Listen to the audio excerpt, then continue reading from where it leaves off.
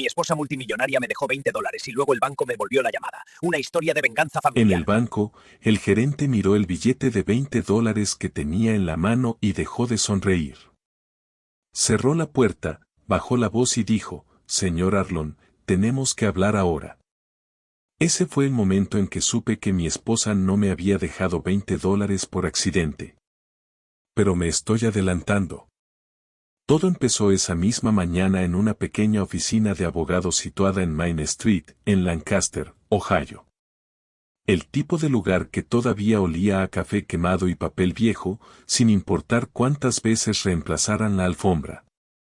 Las paredes estaban cubiertas de certificados enmarcados y fotografías descoloridas de parejas sonrientes que habían planeado el futuro y confiaban en que la tinta los protegería. Me senté en una silla de vinilo que chirriaba cada vez que cambiaba mi peso. Sentí las rodillas rígidas. Tengo 58 años y mi cuerpo siempre parecía recordármelo cuando estaba nervioso. Junté mis manos y miré el borde del escritorio, tratando de no mirar a Kyle o Amanda sentados frente a mí. Mis hijastros. Kyle Mercer ya estaba relajado, reclinado como si fuera el dueño del lugar. Miró 2 veces su reloj, un Rolex de oro, el mismo que Eleanor le compró la pasada Navidad. Amanda se sentó a su lado, con las piernas cruzadas, el teléfono en su regazo y una pequeña sonrisa en la comisura de su boca, como si conociera un chiste que nadie más conocía. El abogado, señor Devlin, se aclaró la garganta y abrió la carpeta. «Gracias a todos por venir», dijo. «Estamos aquí para leer el último testamento de Eleanor Ruth Arland». Escuchar su nombre en voz alta me aprieta algo en el pecho.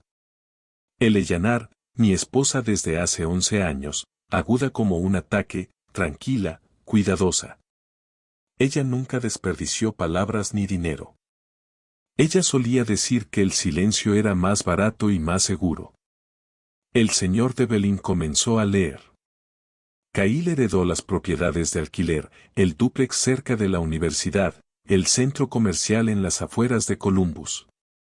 Amanda recibió activos líquidos, cuentas de inversión y un fideicomiso para garantizar la estabilidad continua. Kyle asintió. La sonrisa de Amanda se hizo más grande. Entonces el señor Devlin hizo una pausa. Y a mi marido, Thomas Harjand, le leyó sus ojos mirándome fijamente por un instante. «Dejo la suma de $20. ¿20? ¿No 20.000? No el 20%. $20.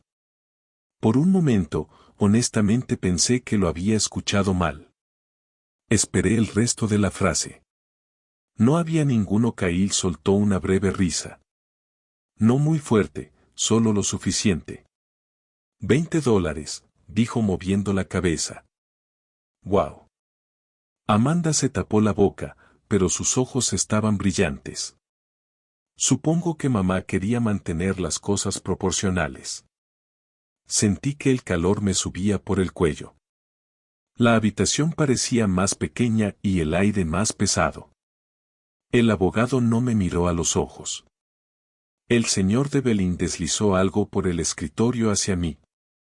Un solo billete de $20, viejo, blando, doblado cuidadosamente una vez. Kyle se inclinó hacia adelante. ¿Eso es lo que valías para ella?, dijo. «Al menos puedes tomar un sándwich al salir». No respondí. Yo pagué la cuenta. Se sintió diferente. Desgastado, pero no sucio. La esquina estaba doblada de una manera que no parecía aleatoria, como si alguien la hubiera doblado de la misma manera más de una vez. Mi pulgar rozó la superficie y sentí una leve aspereza cerca del borde, casi como un pequeño rasguño de tinta. Amanda sonrió. «No lo gastes todo en un solo lugar, Tom». Tragué saliva con fuerza y me puse de pie. «La reunión terminó», dijo Kyle, levantándose.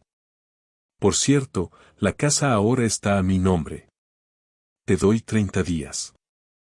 30 días después de 11 años de matrimonio, Después de arreglar cada tubería que goteaba, cada horno roto, cada escalón agrietado de esa casa.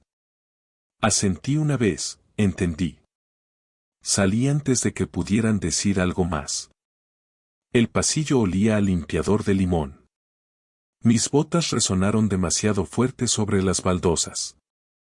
Afuera la lluvia empañó el parabrisas de mi vieja Ford F-150. Me senté detrás del volante y respiré por un momento. Entra por la nariz y sale por la boca. La forma en que el anar solía decirme cuando me ponía nervioso. No les des el espectáculo, Tom. Desplegué el billete y lo miré fijamente. $20, una broma, un insulto.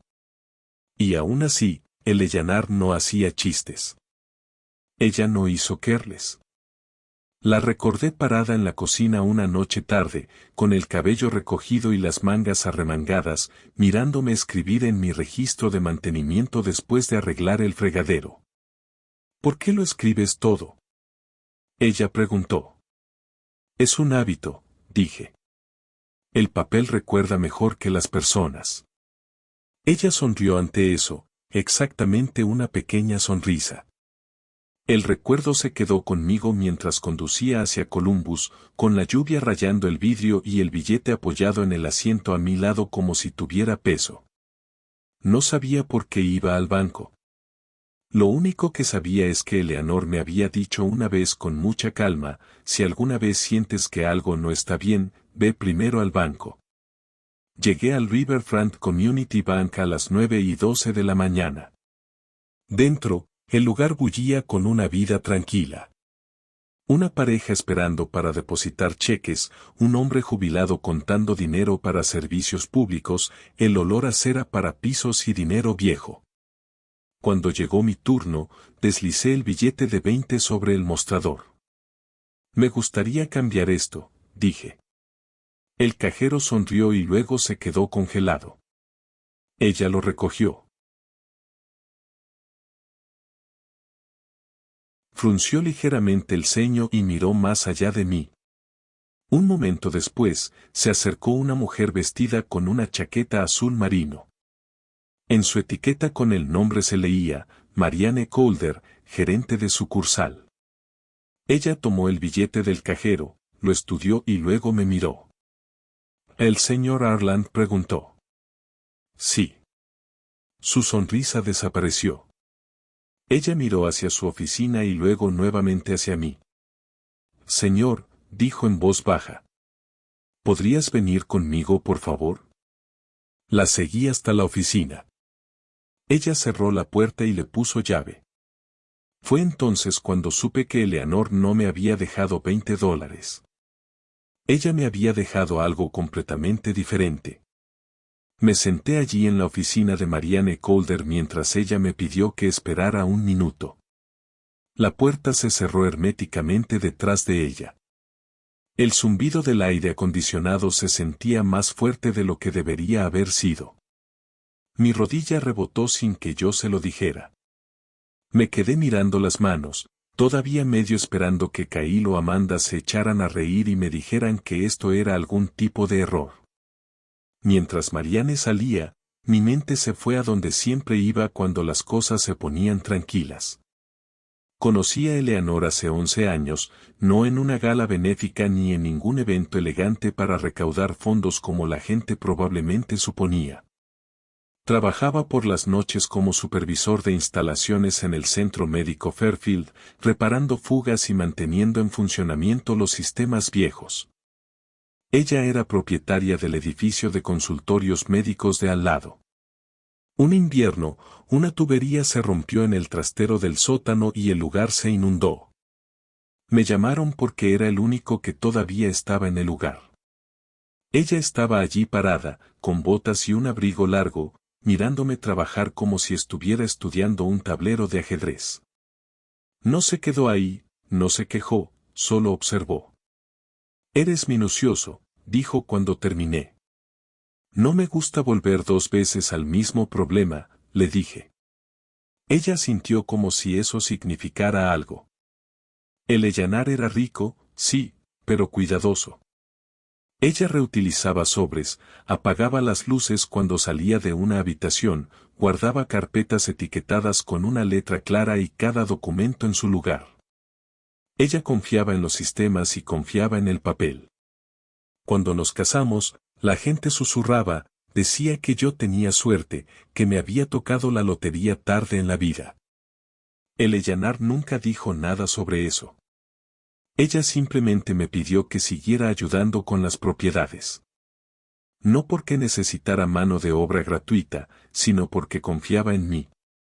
Mantuve registros, fechas, reparaciones, quién llamó, quién aprobó. Eleanor lo alentó. El papel dice la verdad, Tom. Ella decía, la gente olvida. El papel no. Kyle y Amanda nunca entendieron esa parte de ella. Les gustan los resultados, no el proceso. Amaban el dinero pero odiaban los detalles. El mantenimiento les aburría.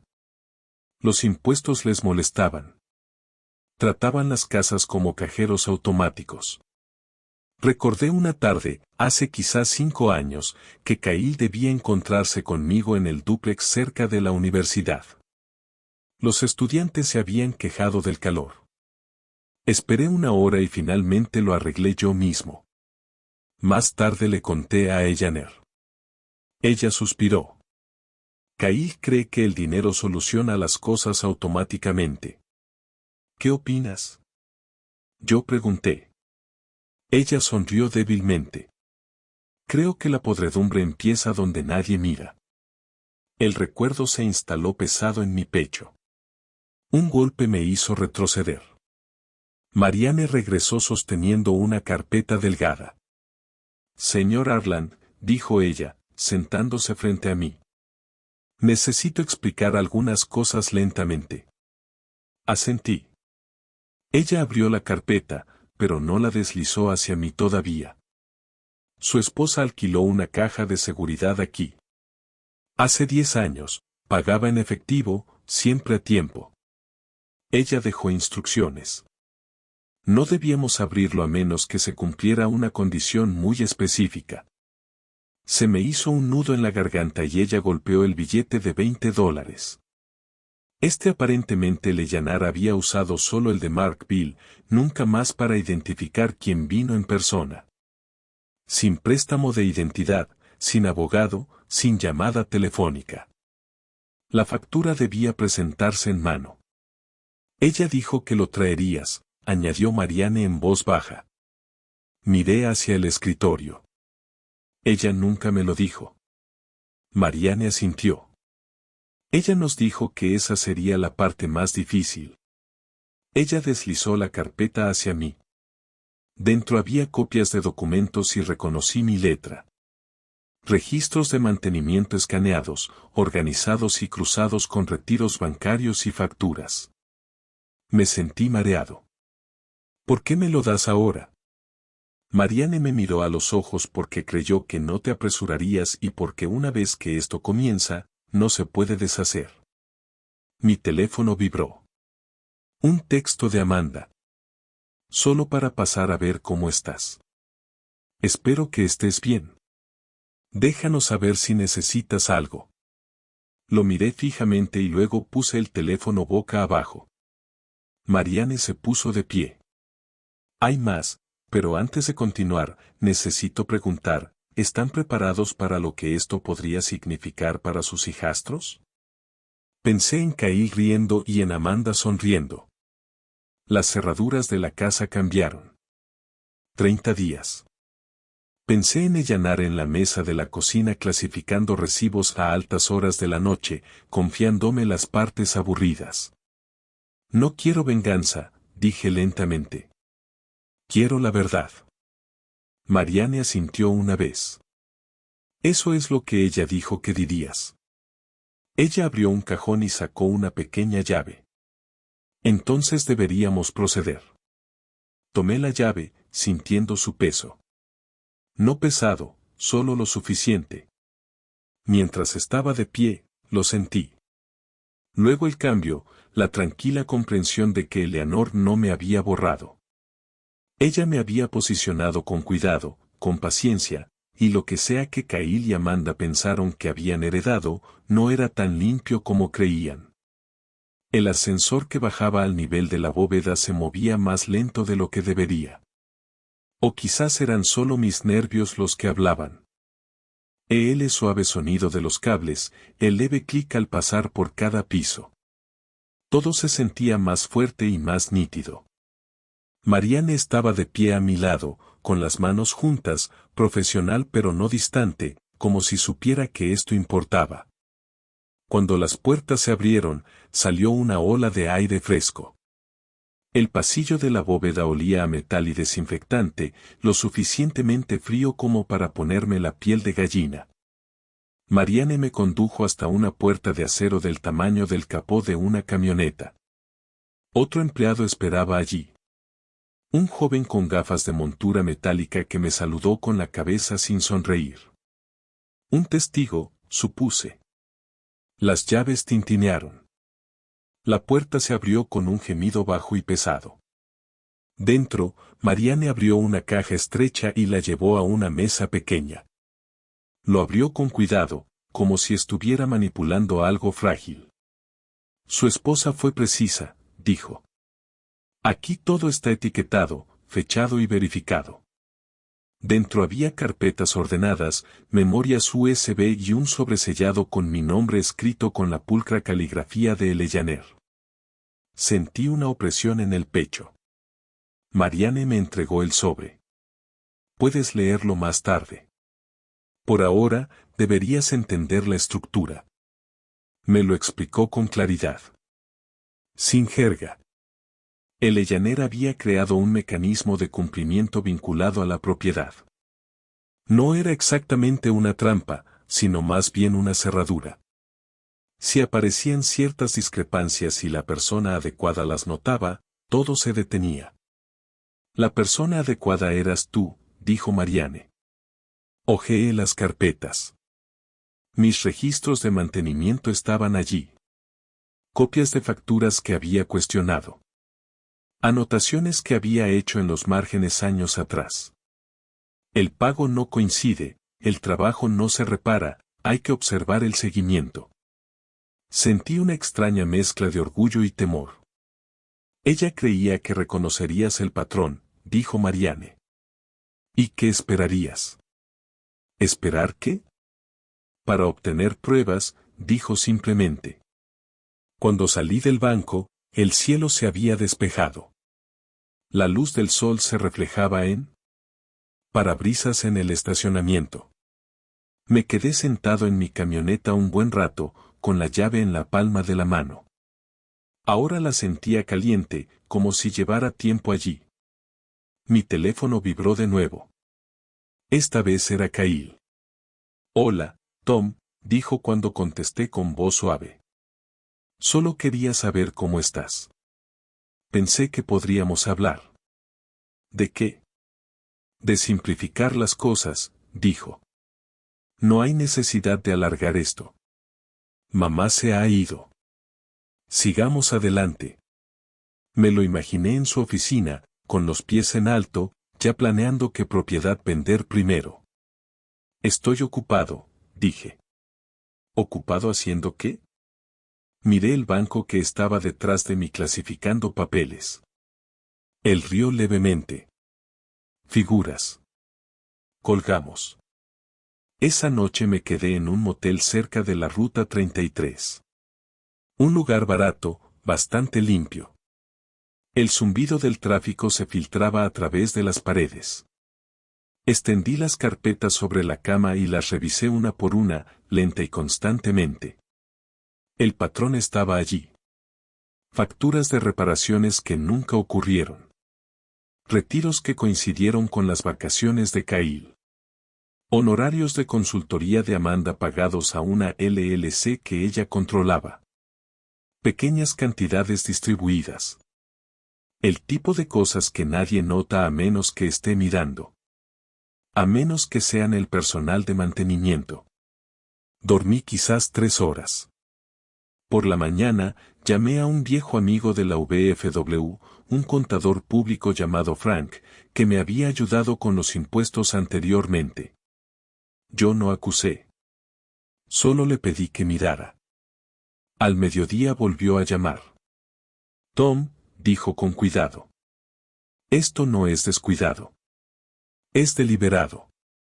Se me hundió el estómago. ¿Qué debo hacer? Frank hizo una pausa. Lo haces limpio, no toques el dinero, dejaste que el papel hablara. Esa tarde, Amanda apareció en el motel. Ella golpeó la puerta como si fuera suya. Estaba preocupada, dijo, entrando sin esperar. Kyle dice, has estado callado. He estado leyendo, dije. Ella echó un vistazo a las carpetas y luego se alejó rápidamente. Mira, dijo bajando la voz. No necesitamos hacer esto feo. Ella deslizó un sobre la mesa. No lo abrí. No tenía por qué hacerlo. 10.000, dijo. Por tus molestias, por seguir adelante. Saqué el billete de $20 de mi billetera y lo coloqué al lado del sobre. Sus ojos se posaron en él solo por un segundo. Creo que tu mamá quería que leyera, le dije no firmar. Ella se fue sin decir otra palabra. Cuando se programó la audiencia sucesoria, ya habían comenzado los rumores de que yo era difícil, que estaba confundida, que el dolor me había vuelto irracional. Los dejo hablar porque la verdad no se apresura. Y yo tampoco. Cuando se fijó la audiencia sucesoria, ya había aprendido cómo funciona la presión silenciosa. No grita, susurra. Aparece en forma de llamadas perdidas, correos electrónicos amables y preocupación repentina de personas que no me habían preguntado durante años. El abogado de Kyle envió una nota sugiriendo que agilizara el proceso. Amanda dejó un mensaje de voz preguntándome si estaba comiendo bien. Incluso la hermana de Eleanor pasó por la casa de Kyle para recoger algunos recuerdos, asegurándose de mencionar lo frágiles que pueden ser las familias. Yo escuché. Escribí cosas. Trasladé lo poco que me quedaba a una unidad de almacenamiento en las afueras de Lancaster y alquilé un pequeño apartamento de una habitación con paredes delgadas. El tipo de lugar donde puedes escuchar la televisión de tus vecinos a través de los paneles de yeso. Por la noche, me senté a la mesa de la cocina con las carpetas de Eleanor y mis viejos libros de registro, alineando fechas, rodeando cerillas y dibujando flechas con lápiz. El papel dice la verdad. Frank vino una noche con comida para llevar del restaurante de Marquette Street. Extendió hojas de cálculo sobre la mesa y meneó la cabeza. Se quedaron con el mantenimiento, dijo. Pequeñas cantidades distribuidas. Lo suficientemente inteligente como para pasar un vistazo. No es lo suficientemente inteligente para batir récords. ¿Es malo? Yo pregunté. Él me miró. Es demostrable. Esa palabra me pesaba. Demostrable significaba consecuencias, no solo dinero. Reputación, quizás peor. Esa noche, Kyle volvió a llamar. Esta vez no había sonrisa en su voz. Estás haciendo esto difícil, dijo. Estoy leyendo, dije. ¿Leyendo qué? Ingresos. Silencio, entonces no tienes legitimidad. Pensé en Eleanor inclinada sobre sus carpetas a altas horas de la noche en la mesa. Ya veremos. A la mañana siguiente, Amanda apareció en mi iglesia después del servicio. Me atrapó la ganancia de café. Papá, Tom, dijo rápidamente. Por favor, esto no tiene por qué hacerse público. Miré el vaso de poliestireno que tenía en la mano. Café flojo, demasiada crema. Ya lo es, dije. Ella se inclinó más cerca. ¿Qué deseas? Lo pensé. Realmente pensé. Quiero que se cuente la verdad, dije. Eso es todo. Ella dio un paso atrás como si le hubiera dado una bofetada. Una semana después, la sala de audiencia se llenó lentamente, sillas plegables, luces fluorescentes, un zumbido que hacía que todo pareciera cansado. Cahill se sentó confiado, susurrando con su abogado. Amanda seguía mirando su teléfono. Marianne la llamó y ella estaba allí. Frank también. Y una mujer que no reconocí. El viejo abogado de Eleanor, de cabello gay y calma. Cuando llegó mi turno, me puse de pie. Mis rodillas se sentían firmes. No estoy impugnando el testamento, dije. Estoy invocando la revisión. Murmullos. El abogado de Cahill frunció el ceño. Se pasaron documentos, actas, facturas, extractos bancarios. La habitación quedó en silencio a medida que emergió el patrón. No drama, matemáticas. Amanda empezó a llorar. Cahill se puso de pie con la cara roja. Esto es ridículo. El juez levantó una mano. El abogado de Eleanor habló a continuación. La señora Arland anticipó esto, dijo tranquilamente. Estableció una cláusula de cumplimiento. Si se detecta un uso indebido, el control de activos se suspende en espera de la investigación. El rostro de Cahill perdió el color. Me volví a sentar. No sonreí. No me regodeé. Me sentí cansado, triste y seguro. Cuando terminó, Cahill no me miró. Amanda salió primero con los hombros temblando. Afuera, el cielo estaba nuevamente nublado. Gris de Ohio. Saqué el billete de $20 de mi billetera y lo doblé una vez, de la misma manera que lo había hecho Eleanor. Algunas cosas solo tienen sentido cuando eres lo suficientemente paciente para permitirlo. La segunda audiencia atrajo a una multitud. No es muy grande. No se trataba de un juicio por asesinato ni de un divorcio entre famosos, pero la noticia se había extendido por Lancaster y Columbus silenciosamente, como suele ocurrir con estas cosas. Algunos administradores de propiedades locales, alguien de la oficina del auditor del condado, 2 reporteros del periódico semanal que cubrían principalmente reuniones de zonificación y fútbol de la escuela secundaria. Cahill los notó tan pronto como entró. Disminuyó la velocidad, se arregló la chaqueta y le susurró algo cortante a su abogado. Amanda se sentó a su lado esta vez. Sin sonrisa, sin teléfono. Sus manos estaban tan apretadas que sus nudillos estaban blancos. Ocupé mi asiento en la segunda fila. Marianne la llamó, se sentó detrás de mí, serena como siempre. Frank me hizo un pequeño gesto con la cabeza desde el otro lado del pasillo. El antiguo abogado de Eleanor, M. Riley, llegó el último, llevando una sola carpeta de cuero como si no pesara nada. El juez llamó al orden a la sala. El abogado de Cahill abrió con confianza. Habló sobre el dolor, sobre los malentendidos, sobre cómo las familias se desintegran cuando las emociones se intensifican. Dijo que mis registros eran interpretaciones. Dijo que las facturas podrían ser confusas. Dijo que yo era un hombre de mantenimiento y no un contador. No reaccioné. Cuando terminó, el juez asintió una vez y se volvió hacia la señorita Riley. Ella se puso de pie lentamente. Su señoría, dijo ella. Este caso no se trata de emociones. Se trata de registros. Ella no levantó la voz. Ella no caminaba de un lado a otro. Ella simplemente abrió la carpeta. Primero llamó al auditor del condado.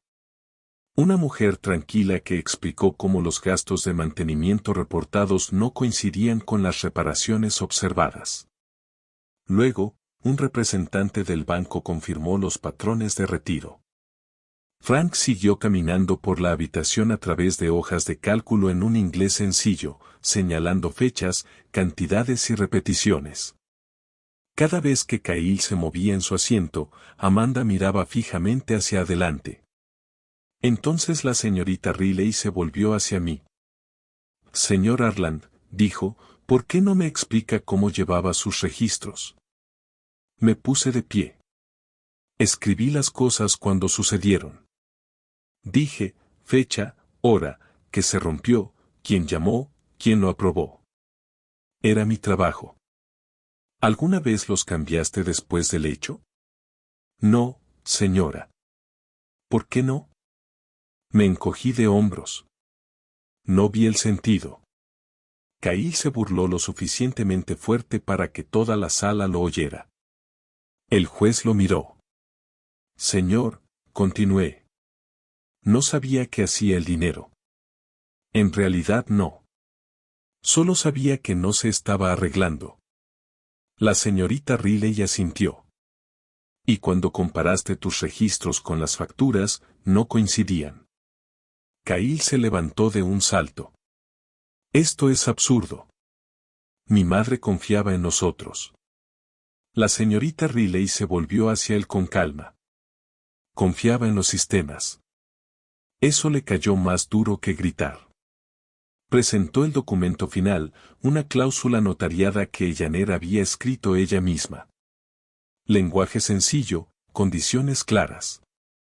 Si se demostraba malversación de fondos, se suspendía el control del patrimonio, la supervisión se transfería, no directamente a mí, sino a un proceso de cumplimiento independiente que yo estaba autorizado a iniciar. El abogado de Cahill lo leyó 2 veces. Amanda se quedó sin aliento. El juez se recostó. Con base en las pruebas presentadas, el tribunal ordena la congelación inmediata de las transferencias de activos en espera de una auditoría formal y una revisión fiscal. La sala se quedó en silencio. Cahill abrió la boca y luego la cerró. No puede. El juez levantó la mano. Siéntese. La señorita Riley habló una última vez. Hay una condición más. Me miró. La señora Arland estipuló que si se producía un mal uso deliberado, confirmado, una parte del patrimonio se destinaría a un fideicomiso local de beneficencia para el mantenimiento de viviendas para personas mayores de bajos ingresos. Un murmullo recorrió la sala. Cahill se volvió hacia mí con los ojos desorbitados. Tú lo hiciste. Sostuve su mirada. No, tu madre lo hizo. Amanda empezó a llorar, no en voz baja. El tipo de llanto que sale de un lugar donde no puedes esconderte. El juez levantó la sesión.